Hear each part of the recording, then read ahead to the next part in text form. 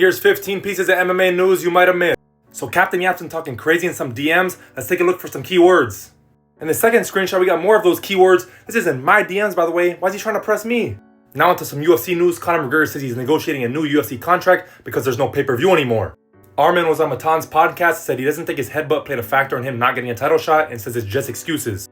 There could be no Russians on the UFC White House card after Merab said that the UFC told him that his fight with Petr Yan will not be on the card because he's Russian.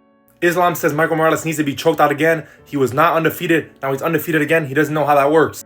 Derek Lewis says the UFC provided him with some peptides and he's been going stupid with his recovery. John Jones responds to Alex Pereira putting his name on a tire and goes, "Be careful what you wish for. I've beaten a lot of Brazilians before." Jackson Podcast posted this saying Khalil Roundtree's in camp. I don't know if this is old or current. Abel Stevenson will be fighting February 19th versus this guy who's 11-3 but at light heavyweight.